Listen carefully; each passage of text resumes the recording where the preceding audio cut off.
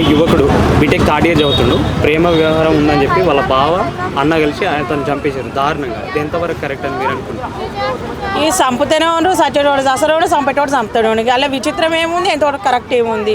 వాడు లవ్ చేసింది కరెక్టే, వీడు చంపింది కరెక్టేనే. ఇప్పుడు మన చెల్లెనో మన మరదలో బాగానే ఉంది కదా. మరి నీకు నచ్చపోతే ఇప్పుడు వీళ్ళు చంపినప్పుడు దాన్ని కూడా చంపాలి. లవ్ చేస్తే వాళ్ళ చుట్టాలకో వాళ్ళ ఇంటి పక్కలకో తెలిసింది, ఇప్పుడు ప్రపంచం అంతా తెలిసింది కదా. మరి వీళ్ళందరూ చావాలి, వీళ్ళందరూ చావాలి. ఇప్పుడు వాళ్ళ అమ్మనైనా చావాలి, వాళ్ళ చుట్టాలు చావాలి, అందరు చావాలి. లవ్ చేసి ఇద్దరు ముగ్గురికే తెలిసింది. మరి తెలంగాణ ఎంతవరకు ఉందో, భారతదేశం ఎంతవరకు అంతవరకు తెలిసింది కదా. మరి లవ్ చేయడం అంత తప్పేమొచ్చిందంట? ఇంటర్ క్యాస్ట్ అని చెప్పి ఆ అబ్బాయిని చంపేశారు. అబ్బా కులం ఇక తీసుకొచ్చి నువ్వు ఇక పెడుతుంది నూకల పువ్వ. ఇప్పుడు ఇక కులం ఇక మింగుతున్నా కానీ దేనికి ఆ కులం వాళ్ళు ఎందుకు? మరి కులం చూసుకుంటే మరి కులాస్తులు పండించిన తిండే తినూరు, కులాస్తులు కట్టించిన గుడికే పోరి, కులాస్తులు తీసుకొచ్చిన నీళ్ళే తాగురి, కులాస్తులు సంపాదించిన సంపాదనే తినూరి. మరి మంది పొట్టలు కొట్టి ఎందుకు బతుకుతురు మీరు? పిల్లని ఇవ్వాలంటే ఎంతసేపు నా కులం చూస్తున్నారు. మరి కులం చూసి పిల్లనిచ్చిన వాళ్ళే పోయి ఏ పిఎస్లో చూడు వాళ్ళే కనిపిస్తారు, ఏ పోలీస్ హాస్పిటల్ చూడు వాళ్ళే ఏడ చూడు వాళ్ళే ఉంటారు. మరి కులాన్ని చూసే పిల్లనిస్తున్నారు. పంచాయతీలు ఎందుకు వస్తున్నాయి నీకు? విడిపోవాల్సిన అవసరం ఏముంది? నేను చంపొద్దనే చెప్తున్నా, నేను చంపమని ఫోన్ చేసి చెప్తున్నాను అలా. కానీ నేను చంపొద్దనే చెప్తున్నాను, కులాన్ని చూస్తున్నావు. మరి కులాన్ని చూసినవి హాస్పిటల్కి పోదు, పోలీస్ స్టేషన్కి పోదు, రోడ్ల మీద నడవద్దు.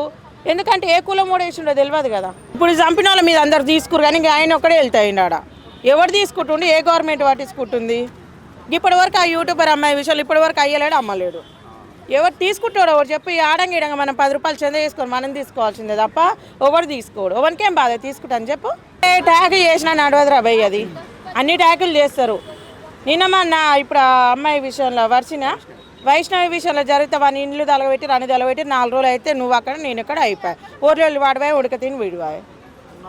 ఇంకేముంది చెప్పాడా?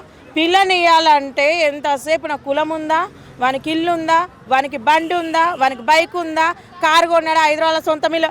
నీకు కిందికి 40 ఏళ్ళు 50 ఏళ్ళు వచ్చినా నీకు హైదరాబాద్ సొంతం ఇల్లు ఉండదు, సొంతం కారు ఉండదు.